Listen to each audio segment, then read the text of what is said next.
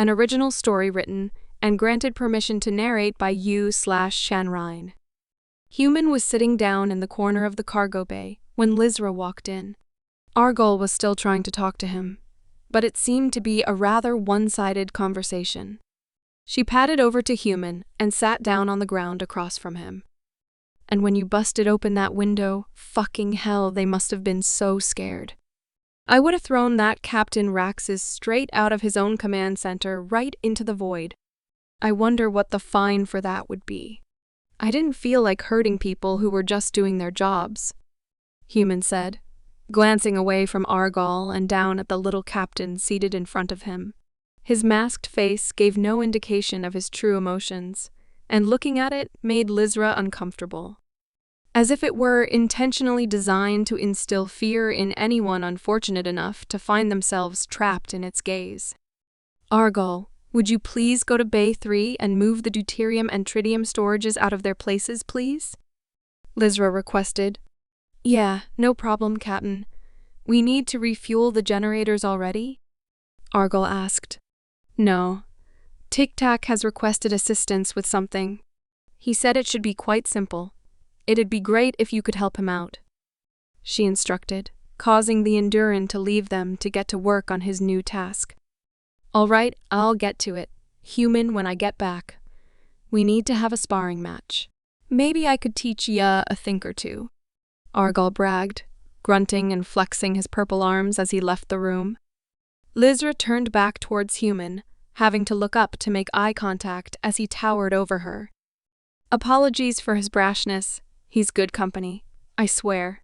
He just gets carried away when he meets people similar to him. I can see, but I wouldn't say I share his enthusiasm. Of course, you don't have to do that kind of stuff anymore unless you want to. So you're free. What now? We can take you anywhere you'd like to go. Do you have any place in mind? Not particularly. Maybe somewhere quiet, with lots of islands. Well, we plan on making our first stop in the Quori sector. They have excellent oceans there, and the cities are beautiful. One of my favorite architectural styles.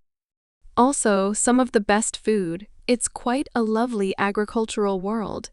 I don't need to eat. I'll be fine. Okay, not a culinary connoisseur. That's quite all right. After that, we must report back in to the OF about the status of our quest. I'd love it if you would join us for that. At the very least, to tell them personally as to why our mission isn't exactly everything they were expecting it to be. We'll see, Human said, taking a lengthy pause before his next response. So what does food taste like? I beg your pardon? Food? I've never had it. What's it taste like? Well, it can taste like anything, really. Kind of a difficult thing to explain. Everything has a different taste. I mean, even Zate's species has to consume food. How have you never eaten? It wasn't something I ever needed to do. I figured a species of your size and speed would have to eat a lot. How do you sustain yourself? You must require nutrients on some level, I presume. Supplement injections. It's automatic, saves space and time. I see. Well, when we get off at the next stop, I could give you some recommendations if you would like. I can't believe you've never tasted anything. I've tasted blood, if that counts. I'd hardly say that counts as food. It wasn't another person's, was it? No, just my own when I got hurt once. Well then, as captain of this vessel and you, somewhat, a member of my crew now, I order you to enjoy some food at the next stop. Understood. Lizra looked up at the Human with a saddened expression.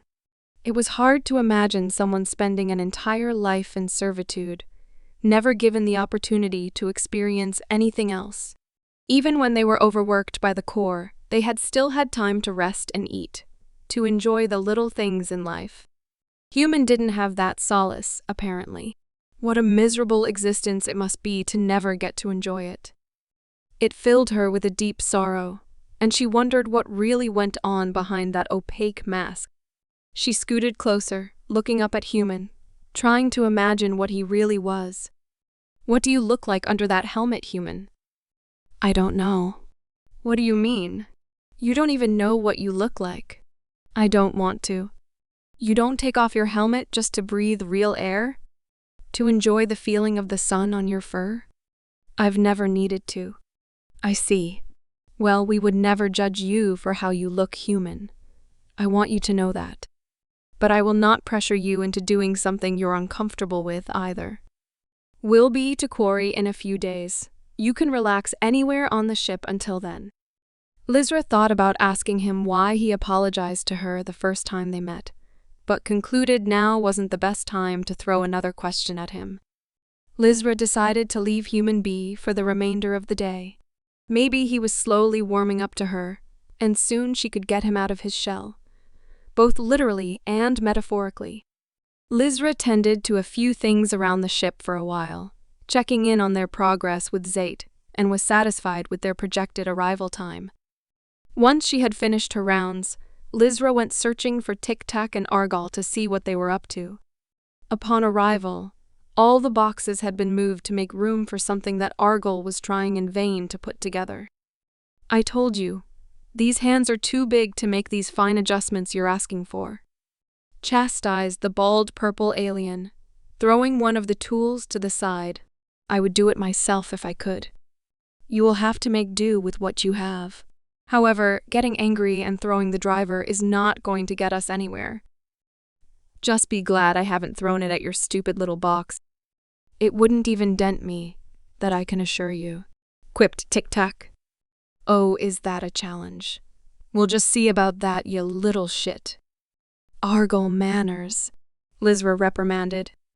Oh, he's gonna find my manners when he ends up in the trash compactor, once I figure out what Neanderthal and barbarian actually mean.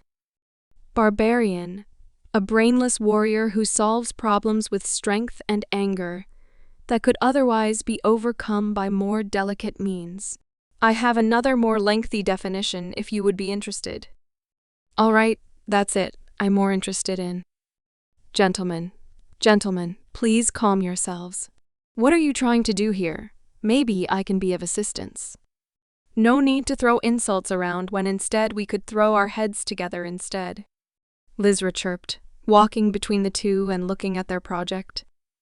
I am trying to instruct the CnRhin how to refill my depleted hydrogen isotope stores, but we seem to have met an impasse with the first step.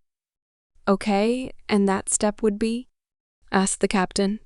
All he merely needs to do is release the storage container from my rear port, create the necessary adapters between my intake valve and the exhaust port on your hydrogen storage unit, then proceed to facilitate the transfer of material. 909 is not responding to my requests. Otherwise, I would have him do the operation. That seems rather long-winded for a first step. Lizra countered. Let's just break it down into a few easier-to-understand procedures. The three worked for the better part of the evening, creating the necessary adapters from the various spare parts laying around the cargo bay. By the time they were finished, the place resembled something more akin to a workshop than a cargo hold. Once complete, Argol picked up Tic-Tac's black box and hefted him onto his shoulder. No, put me back down. I do not wish to be carried around about like some mere cargo again. The box complained. Would you rather I just leave you here with the rest of your cargo pals? You would be among your people here after all. We have Tic-Tonic the water supply, and oh, there's Shira, the waste purifier. I hear she's lovely company. Point taken. Just bring me back to the common room if you will. Try not to jostle me. Don't worry. You're in good hands, computer. I'll contain myself from bumping my barbarian form into every piece of furniture on the way over. Lizra sighed as the two set out back to the common room. Before she could decide where to go next, she got a ping on her interface pad. She pulled the small tablet out of her jumpsuit and saw that Zate had requested her presence on the bridge. When she arrived, she could tell Zate had been working rather intensely with something. Instead of their usual 3 arms, this time they sported 6. They operated the majority of the ship's controls on their own, as well as typing away on 2 separate interface terminals. You seem busy? Lizra commented. We are currently operating at 60% capacity. No need to be alarmed. While you were away, we had been doing a deep inquiry as to the true identity of our new guests. We think we may have found something troubling that warrants your attention, Captain. And what exactly might that be? I don't know how I feel about you snooping around under our friends' noses. It was a necessary precaution. You will thank us later. We would like to see your interface pad so we can upload the information directly. We have decided that this information could be compromised if we used any networked means to relay it. It may take some time to read through for you. We have been rather thorough with our investigation, but we implore you to do so rather soon. We have tagged it as urgent. You can just explain it to me here. Save me the trouble, Zate. Negative, Captain. We do not know if he is listening to this conversation. What you mean, Tic-Tac? Zate, you're starting to worry me. How can you be so sure that they have ill intentions? They have only acted admirably towards us thus far, and even helped us escape from the lunar facility. We request you read the full mock-up of what we have compiled before forwarding us any more questions, Captain. Take our word on this. Do you trust us? I mean, yes, I trust you, Zate, but… Then read the dossier, Captain, please. Okay, I will.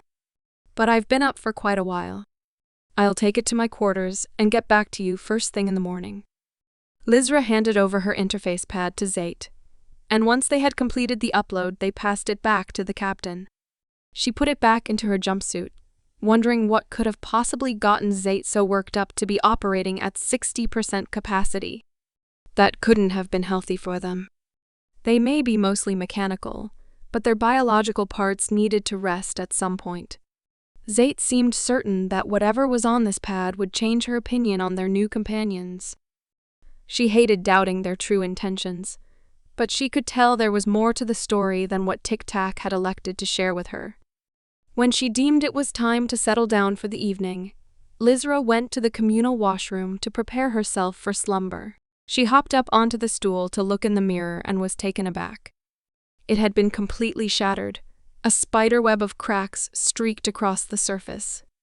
And in the center, where her face should have been, was a large impact from someone's fist.